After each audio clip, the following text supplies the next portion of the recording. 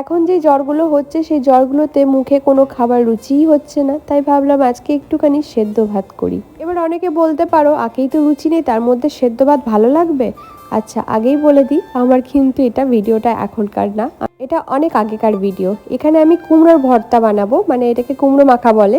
এটাকে হালকা সর্ষের তেলের মধ্যে দেখো আমি কুমড়োটাকে দিয়ে ভালো করে ওই এপিট ওপিট ঢাকা দিয়ে ভেজে নিচ্ছি। এদিকে ভেন্ডিটাকে একটু জল দিয়ে সামান্য ভাপিয়ে নিচ্ছি ভাতের সাথেই, যাতে গ্যাসটাও বাঁচে। ওই কারণে এখানে আমি একটু নুন মাখিয়ে কুমড়োটাকে ভাজছিলাম অল্প তেল দিয়ে, সেই কারণে ঢাকা দিয়ে দিয়ে করছিলাম। আর কুমড়োটা ভীষণ মানে ভালো ছিল বলতে পারো এক প্রকার।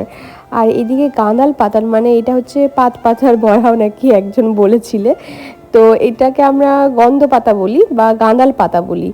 আর এখানে সেটাকে মুসুর ডাল দিয়ে আমরা করি, একটু হালকা বেসন দিলাম, নুন আর একটু হলুদ দিলাম। এটার বড়াটা যা লাগে না খেতে, মানে গরম ভাতে ভীষণ ভাল লাগে। আর এটা খাওয়া কিন্তু ভীষণ ভালো জানো তো।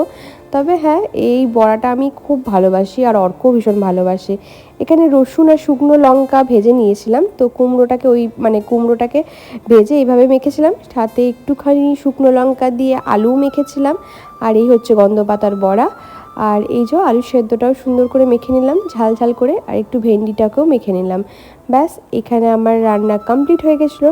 বিকাল দিকে ভাবলাম একটুখানি নিজের জন্য একটু শরবত বানাই, তো এখানে একটুখানি শরবত বানিয়েছিলাম নিজের জন্য, নুন চিনি দিয়ে করেছিলাম। আর এইগুলো হচ্ছে গাছের লেবু। আমার যে কি ভালো লাগে তোমাদেরকে জাস্ট বলে বোঝাতে পারবো না এই শরবতটা, মানে যে কোনো গরমে বলতে পারো এটা আমার খুব প্রিয় একটা ড্রিঙ্কস। এখানে বাসনগুলো ছিল সেগুলোও ধুয়ে নিলাম।